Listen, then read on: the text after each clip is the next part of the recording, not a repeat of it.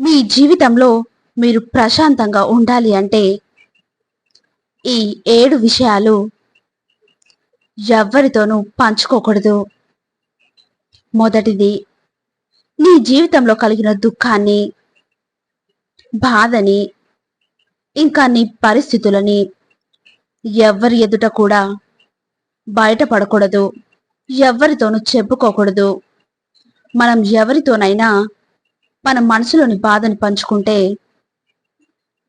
అది తగ్గుతుంది అనుకుంటాం. అవునా?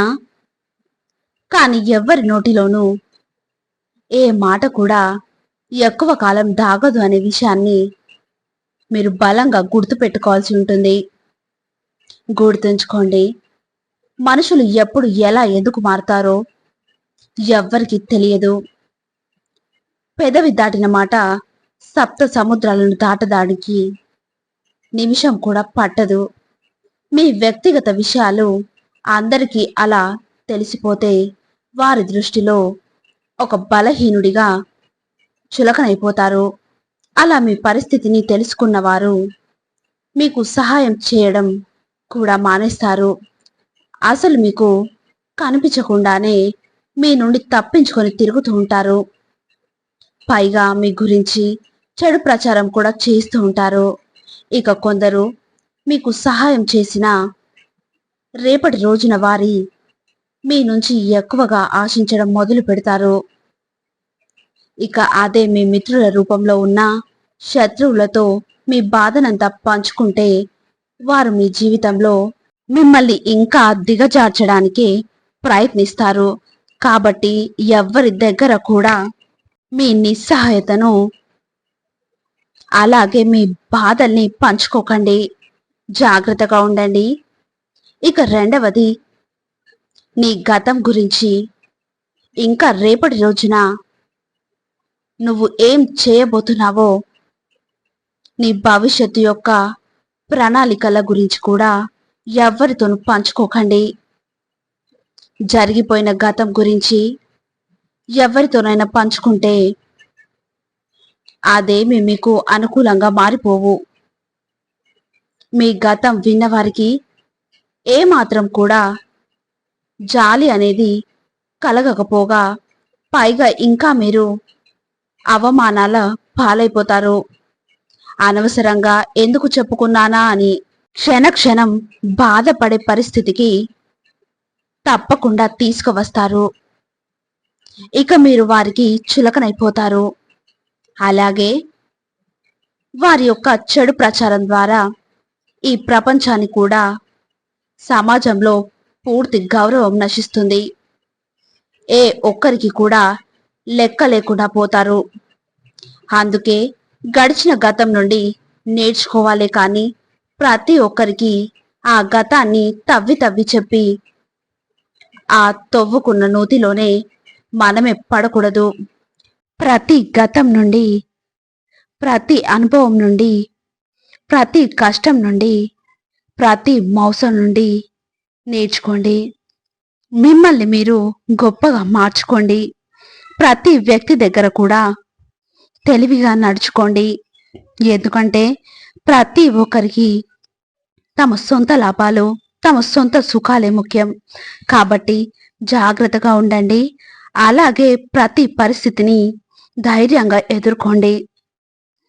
మీ భవిష్యత్తు యొక్క ప్రణాళికలు కూడా ఎప్పుడు ఎవరికి చెప్పుకోకూడదు. ఎందుకంటే అవి మీ శత్రువుల వరకు చేరితే వారు మీ దారికి ఏ విధంగానైనా అడ్డపడక తప్పదు. వారు తప్పకుండా అడ్డుపడతారు. ఎందుకంటే మన శత్రువులు ఎక్కడ ఉండరు. మన మిత్రులుగానో, మన బంధువులుగానో, మన అన్నదమ్ములుగానో మన పక్కనే ఉంటారు. కాదంటారా? కాబట్టి ప్రతి ప్రణాళికను రహస్యంగా జాగ్రత్తగా రక్షించుకోండి. మిమ్మల్ని మీరు, అలాగే మీ భవిష్యత్తును, మీ ప్రశాంతతను కూడా. ఇక అప్పుడే జీవితం ప్రశాంతంగా ఉంటుంది. అర్థమైందనుకుంటా. ఇక మూడవది, మీ ఇంట్లో జరిగే విషయాలను ఎట్టి పరిస్థితుల్లోనూ ఎవరితో కూడా పంచుకోకండి. నీకు అలాగే నీ కుటుంబ సభ్యుల మధ్య ఏం జరిగినా ఏం జరిగినా కూడా అది నీ వ్యక్తిగతమైనదే. వాటిని గడప దాటి బయటకు రానివ్వకు. ఒక్కో సమయంలో కోపంలో, ఆవేశంలో మనసు నిలకడ తప్పిపోతుంది. అయినా సరే ఇతరుల ముందు మన కుటుంబ సభ్యులను ఎప్పటికీ విమర్శించవద్దు. వారిని తక్కువ చేసి ఎట్టి పరిస్థితుల్లో కూడా మాట్లాడనివ్వకూడదు. ఏమైనా సరే కుటుంబ సభ్యులను, గొడవలను ఇతరుల ముందు బహిర్గంగా చేయకండి. ఇక ఈ కారణంగా మీ కుటుంబం అంతా కూడా ఈ సమాజానికి చులకనైపోతుంది. ఇక శత్రువులైతే అదే అదునుగా చూసి మీ అన్యోన్యమైన బంధాల మధ్య తలదూర్చి విడగొట్టే ప్రయత్నాలు చేస్తూ ఉంటారు. ఇక 4వది, నీ బలాన్ని ఇంకా బలహీనతను ఎవరితోనూ పంచుకోకండి.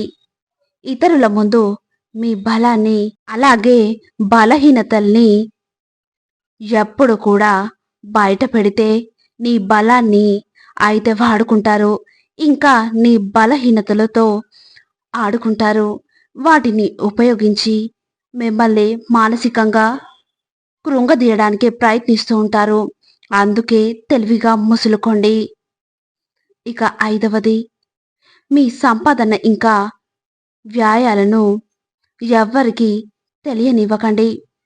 మీ ఆదాయం ఏమిటో అందరికీ తెలిసిపోతే వారికి మీ మీద ఆశలు ఎక్కువైపోతాయి. మన పరిస్థితులు ఎలా ఉన్నా వారికి ఏ అవసరం ఉండదు. వారి ప్రతి పరిస్థితికి మనల్ని డబ్బులు అడుగుతారు, అవసరాలకు వాడుకుంటారు. ఒకవేళ మీరు ఇవ్వకపోతే ఈ ప్రపంచంలో వారికి మీకంటే బద్ధ శత్రువులు ఇంకెవ్వరూ ఉండరు. ఒకవేళ ఇస్తే మళ్ళీ మీరు వాటిని తిరిగి పొందలేరు. ఇక అప్పుడు కూడా మీరు వారికి శత్రువు అవ్వక తప్పదు.